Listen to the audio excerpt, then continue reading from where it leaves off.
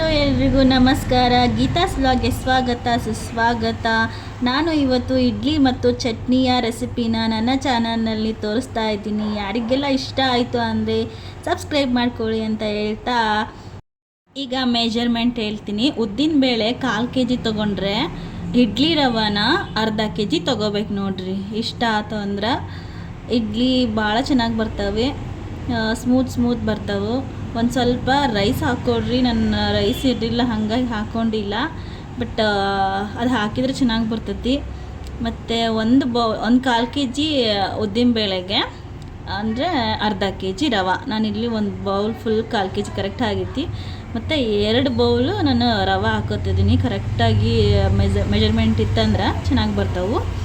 ಈ ಥರ ಒಂದು ಪಾತ್ರೆಗೆ ಸಪ್ರೇಟಾಗಿ ಹಾಕೋಬೇಕ್ರಿ. ಯಾಕಂದ್ರೆ ಅವನ್ನ ನೀಟಾಗಿ ತೊಳ್ಕೊಬೇಕಾಗ್ತೈತಿ, ಚೆನ್ನಾಗಿ ತೊಳ್ಕೊಬೇಕು. ಮತ್ತು ಅದು ಉದ್ದಿನಬೇಳೆ ಮತ್ತು ರವೆನ ನೀಟಾಗಿ ತೊಳ್ಕೊಬೇಕು ಎರಡೂ. ಟಿಂಗ್ ಟಿಂಗ್ ಟಿಂಗ್ ಟಿಂಗ್ ಟಿಂಗ್ ಟಿಂಗ್ ಟಿಂಗ್ ಟಿಂಗ್ ಟಿಂಗ್ ಟಿಂಗ್ ಟಿಂಗ್ ಒಂದು 2-3 ಸತಿ ತೊಳ್ಕೊಳ್ರಿ, ಏನೂ ಆಗಂಗಿಲ್ಲ, ಚಂದ ಬರ್ತೈತಿ. ಬೆಳ್ಳಗೆ ಹಾಕವು ಇಡ್ಲಿಗಳು. ಅವಳು ಕಂಡರೆ ಬ್ರೈಟ್ ಆಯ್ತೀನಿ, ಕಾಣದಿದ್ದರೆ ಕಲ್ಲು ಹೊಡಿತೀನಿ, ಖಾಲಿ ರೋಡಿಗೆ ಕಲ್ಲು ಹೊಡಿತೀನಿ. ಟಣ್ ಟಣ್ ಟಣ್ ಪ್ರಿಯ ಮಾಡಿಯ ಮಾರಿಯ ಒಮ್ಮೆ ತಿರುಗಿ ನೋಡಿದರೆ ಹೊಟ್ಟೆ ಒಳಗೆ ಚಿಟ್ಟೆನ ಬಿಟ್ಟಂಗಾಯ್ತದೆ.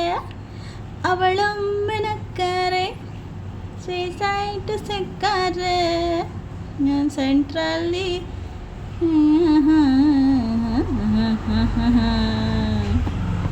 ನಾನು ಸಾಂಗಿಗೆ ತಲೆ ಕೆಡ್ಸ್ಕೊಬೇಡ್ರಿ, ಯಾವುದೂ ಮ್ಯೂಸಿಕ್ ಸಿಕ್ಕಿಲ್ಲ ಅಂತ ನನ್ನದೇ ಮ್ಯೂಸಿಕ್ ಹಾಕ್ಬಿಟ್ಟಿದ್ದೀನಿ.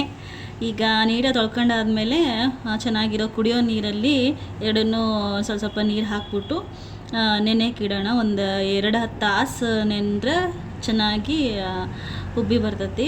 ಉದ್ದಿನಬೇಳೆ ಚೆನ್ನಾಗಿ ನೆನೆಯುತ್ತೆ. 2 ತಾಸು ಸಾಕೋದಕ್ಕೂ ನೆನೆಯೋಕ್ಕೆ. ಇದು ನೆನೆದಾದ್ಮೇಲೆ ಉದ್ದಿನಬೇಳೆನ ನೀಟಾಗಿ ರುಬ್ಕೋಬೇಕು.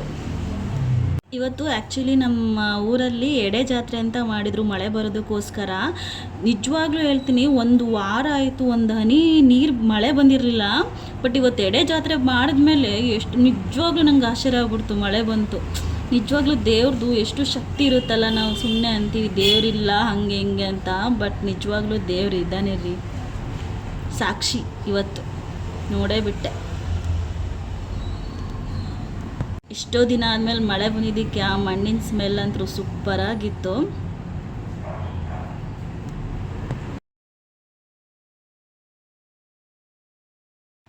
ಮಳೆ ಬಂದಿದ್ದಕ್ಕೂ ಏನೋ ಫುಲ್ ಪಟಾಕಿ ಹೊಡೆದ್ಬಿಟ್ರು. ಸರಿ ಇಲ್ಲ, ನಮ್ಮ ಊರಲ್ಲಿ ನಮ್ಮ ಮನೆ ಹತ್ರ ಜಾತ್ರೆ ಇದೆ, ಚೌಡಮ್ಮನ ಜಾತ್ರೆ. ಅದಕ್ಕೋಸ್ಕರ ಪಟಾಕಿ ಹೊಡಿತಾ ಇದ್ದಾರೆ. ನನಗಂತೂ ಈ ಥರ ನೋಡೋದು ತುಂಬ ಇಷ್ಟ ಆಗುತ್ತೆ. ಈಗ ಹೇಳಿದ್ನಲ್ಲ, ಅದೇ ಉದ್ದಿನಬೇಳೆನ ಚೆನ್ನಾಗಿ ರುಬ್ಕೋಬೇಕು, ಸಣ್ಣಕ್ಕಾಗಬೇಕು ಅದು. ಆವಾಗಲೇ ಇಡ್ಲಿ ತುಂಬ ಚೆನ್ನಾಗಿ ಬರುತ್ತೆ. ಈ ಥರ ನೀಟಾಗಿ ರುಬ್ಬಿಟ್ಕೊಂಡು ನಾವೇನು ರವೆ ನೆನೆ ಇಟ್ಕೊಂಡಿರ್ತೀವಲ್ಲ ಆ ಪಾತ್ರೆಗೆ ರುಬ್ಕೊಂಡಿರೋ ಹಿಟ್ಟನ್ನ ಹಾಕೊಂಡ್ಬಿಡೋಣ. ನಂದು ಇಲ್ಲಿ ಸ್ವಲ್ಪ ಚಿಕ್ಕದಾಗ್ಬಿಡ್ತು ಪಾತ್ರೆ, ಅದಕ್ಕೆ ನಾನು ನೆಕ್ಸ್ಟ್ ಕಲಿಸ್ಬೇಕಾದ್ರೆ ಚೇಂಜ್ ಮಾಡ್ತೀನಿ ಪಾತ್ರೆನ. ಅದು ಎಲ್ಲ ನೀಟಾಗಿ ಕಲಿಸ್ಕೋಬೇಕು. ಹಾಕ್ಕೊಂಡಾದ್ಮೇಲೆ ಉದ್ದಿನಬೇಳೆ ರವೆ ಎರಡೂ ನೀಟಾಗಿ ಮಿಕ್ಸ್ ಆಗಬೇಕು. ಆ್ಯಕ್ಚುಲಿ ನಾವು ಕೈಯಲ್ಲೇ ಕಲಿಸ್ಕೋಬೇಕು. ಯಾಕಂತಂದರೆ ಕೈದು ಶಾಖ ಅದು ನಾವೇನು ಹಿಟ್ಟು ಕಲಿಸ್ತೀವಲ್ಲ ಅದಕ್ಕೆ ಹೋಗ್ಬಿಟ್ಟು ಚೆನ್ನಾಗಿ ಉಬ್ಬಿ ಬರುತ್ತೆ. ಚಳಿಗಾಲದಲ್ಲಿ, ಬೇಸಿಗೆಗಾಲದಂತೂ ಕೈಯಲ್ಲಿ ಕಲಿಸಿಲ್ಲ ಅಂತ ಅಂದರೂ ಹಂಗೆ ಫುಲ್ ಉಕ್ಕಿ ಚೆಲ್ಲಾಕ್ಬಿಡುತ್ತೆ. ಬಟ್ ಸ್ವಲ್ಪ ತೇವಾಂಶ ಶಾಖ ಕಮ್ಮಿ ಇದ್ದಾಗ ಕೈಯಲ್ಲಿ ಕಲಿಸಿದ್ರೆ ಬೆಳಗ್ಗೆ ಚೆನ್ನಾಗಿ ಉಬ್ಬಿ ಬರುತ್ತೆ. ಅದು ಒಂದು ಸೀಕ್ರೆಟ್ ನೋಡ್ರಿ.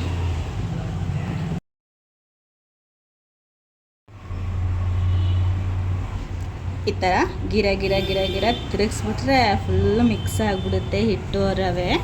ಅವಾಗ ನೋಡೋಕೆ ಒಂಥರ ಚೆನ್ನಾಗಿರುತ್ತೆ. ಅದನ್ನು ಕಲಿಸ್ಬೇಕಾದ್ರೆ ಅದು ರವೆ ಇರುತ್ತಲ್ಲ, ಒಂಥರ ಏನೋ ಕೈಗೆ ಒಂಥರ ಮುದ ಸಿಕ್ಕಂಗಾಗುತ್ತೆ, ಚೆನ್ನಾಗಿರುತ್ತೆ ಕಲಿಸ್ಬೇಕಾದ್ರೆ.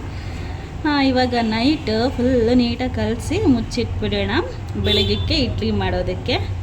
ಈಗೆಲ್ಲ ಬೆಳಗ್ಗೆ ಕೆಲಸ ಎಲ್ಲ ಮುಗಿಸ್ಕೊಂಡ್ಬಿಟ್ಟು ಅದು ಟಿಫನ್ಗೆ ಸ್ಟಾರ್ಟ್ ಮಾಡ್ತಾಯಿದ್ದೀನಿ. ಒಂದು ಇಡ್ಲಿ ಪಾತ್ರೆ ಇರುತ್ತಲ್ಲ, ನೀರು ಹಾಕಿ ಇಡ್ತೀವಲ್ಲ, ಅದಕ್ಕೊಂಚೂರು ಹುಣಸೆ ಹಣ್ಣು ಹಾಕಬೇಕು, ಯಾಕಂದರೆ ಇಡ್ಲಿ ಪಾತ್ರೆ ಕರ್ಗಾಗಲ್ಲ. ಅದು ಒಂದು ಸೀಕ್ರೆಟ್. ಬೆಳಗ್ಗೆಲೆ ಇಡ್ಲಿ ಫುಲ್ಲು ಹಿಟ್ಟು ಉಕ್ಕಿ ಬಂದುಬಿಟ್ಟಿತ್ತು. ಅದಕ್ಕೆ ನಾನು ನೀಟಾಗೆಲ್ಲ ತೆಗೆದುಬಿಟ್ಟು ಕಲಸಿ ಇಟ್ಟಿದ್ದೀನಿ ಉಪ್ಪು ಹಾಕಿ. ನಿಮ್ಗೆ ಎಷ್ಟು ಬೇಕೋ ಅಷ್ಟು ಉಪ್ಪಾಕಿ ಕಲಸಿಡಿ. ಮತ್ತು ನನಗೆ ಸ್ವಲ್ಪ ಗಟ್ಟಿಗೆ ಅನ್ನಿಸ್ತು, ಅದಕ್ಕೊಂಚೂರು ನೀರು ಹಾಕೋತಾ ಇದ್ದೀನಿ. ನೀರು ಹಾಕ್ಕೊಂಡು ಚೆನ್ನಾಗಿ ಕಲಿಸ್ಕೋಬೇಕು. ಸ್ವಲ್ಪ ತೆಳ್ಳಗಿತ್ತಂದರೆ ಇಡ್ಲಿ ಸ್ಮೂತಾಗಿ ಬರ್ತವೆ. ಸೊ ಇದು ಕಲಸಿಟ್ಕೋಬೇಕು.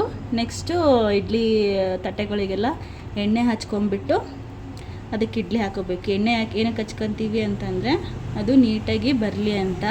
ಬಟ್ ನೀಟಾಗಿ ಅದು ಏನಾಗುತ್ತೋ ಏನೋ, ಎಣ್ಣೆ ಹಚ್ಚಿದ್ರೂ ಕೂಡ ಅಂಟ್ಕೊಂಡ್ಬಿಡ್ತೈತೆ ಈ ಇಡ್ಲಿ ಪಾತ್ರೆಯಲ್ಲಿ ಮಾತ್ರ. ಗೊತ್ತಿಲ್ಲ, ಏನೋ ಒಂದು ನಂಬಿಕೆಗೆ ಹಚ್ಚೋದು. ಅಂದರೆ ಒಂದೊಂದು ಚೆನ್ನಾಗಿ ಬರ್ತವೆ, ಒಂದೊಂದು ಹಿಡ್ಕೊಂಬಿಡ್ತವೆ. ಬಟ್ ಈ ಸಲ ಚೆನ್ನಾಗಿ ಬಂದಿತ್ತು, ಪರವಾಗಿಲ್ಲ. ಫಸ್ಟಿನ ಥರ ಏನಲ್ಲ. ಅಂದರೆ ಬಟ್ಟೆ ಯೂಸ್ ಮಾಡ್ತಾರೆ, ಬಟ್ ನಾನು ಬಟ್ಟೆ ಯೂಸ್ ಮಾಡಲ್ಲ. ಅದು ಒಂಥರ ರಿಸ್ಕಿ ಪ್ರೋಸೆಸ್ದು ಬಟ್ಟೆ ಯೂಸ್ ಮಾಡೋದು. ಯಪ್ಪ ದೇವ, ಅಂದರೂ ಒಳ್ಳೆಯದು ಬಟ್ಟೆ ಯೂಸ್ ಮಾಡಬೇಕು. ಆ್ಯಕ್ಚುಲಿ ಕಾಟನ್ ಬಟ್ಟೆ ಎಲ್ಲ ಸಿಗ್ತಾವಲ್ಲ, ಈ ಒಂದು ಇಡ್ಲಿ ಪಾತ್ರೆಗೆ ಬಟ್ಟೆ ಹಾಕಿ ಮಾಡಿದರೆ ಚೆನ್ನಾಗಿರುತ್ತೆ. ಈ ಥರ ಕಾದಾದ್ಮೇಲೆ ಇಡ್ಲಿ ಪಾತ್ರೆ ನೀರೆಲ್ಲ ಕುದೀತಾ ಇರುತ್ತಲ್ಲ, ಹಾಕಿ ಇಟ್ಬಿಡೋಣ. ಒಂದು 10 to 15 ಮಿನಿಟ್ಸ್ ಚೆನ್ನಾಗಿ ಕುದ್ಬಿಟ್ರೆ ಆಗ್ಬಿಡುತ್ತೆ ಇಡ್ಲಿ. ಈಗ ಇಲ್ಲಿ ಚಟ್ನಿನ ರೆಡಿ ಮಾಡ್ಕೊಳ್ಳೋಕ್ಕೆ ಕಡ್ಲಿ ಮತ್ತು ಕೊಬ್ಬರಿ, ಬೆಳ್ಳುಳ್ಳಿ, ಕರಿಬೇವು ಮತ್ತು ಹಸಿಮೆಣ್ಸಿಕಾಯಿ ಹುರ್ಕೊಳ್ಬೇಕು. ಹಸಿಮೆಣ್ಸಿಕಾಯಿ ಹುರಿದ್ಬಿಟ್ಟು ಹಾಕಿದರೆ ಚೆನ್ನಾಗಿರುತ್ತೆ. ಮತ್ತು ಕಲ್ಲುಪ್ಪು ಇಷ್ಟನ್ನು ಹಾಕ್ಕೊಂಡ್ರೆ ಚೆನ್ನಾಗಿರುತ್ತೆ. ಮತ್ತು ಸ್ವಲ್ಪ ಹುಣಸೆಹಣ್ಣು ಹಾಕ್ಕೋಬೇಕು, ಚೆನ್ನಾಗಿರುತ್ತೆ. ಇಷ್ಟನ್ನು ಹಾಕ್ಕೊಂಡು ನೀಟಾಗಿ ಒಂದು ಸ್ವಲ್ಪ ಸಣ್ಣಕ್ಕೂ ಅಲ್ಲ, ಜಾಸ್ತಿ ದೊರ್ಗಬರ್ಗನೂ ಅಲ್ಲ, ಸ್ವಲ್ಪ ಏನೋ ಈ ಇದರಲ್ಲಿ ಇರಬೇಕು ಚಟ್ನಿ.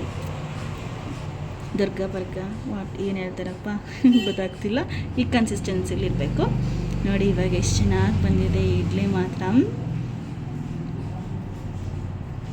ತೆಗಿತಾ ಇದ್ದರೆ ಫುಲ್. ನನಗಂತೂ ಇಡ್ಲಿ ಅಂದರೆ ಪಂಚಪ್ರಾಣ. ಯಾವಾಗ ಕೊಟ್ಟರು ತಿಂತೀನಿ ನಾನು. 3 ಹೊತ್ತು ಇಡ್ಲಿ, ಉಪ್ಪಿಟ್ಟು, ಅವಲಕ್ಕಿ, ಚಿತ್ರಾನ್ನ, ಟಿಫನ್ಗಳಂದರೆ ತುಂಬ ಇಷ್ಟ ಆಗುತ್ತೆ ನನಗೆ. ಇವತ್ತು ಇಡ್ಲಿ ತುಂಬ ಚೆನ್ನಾಗಿ ಬಂದಿದೆ ನೋಡಿ. ಇಷ್ಟು ವಾವ್, ಸೂಪರ್.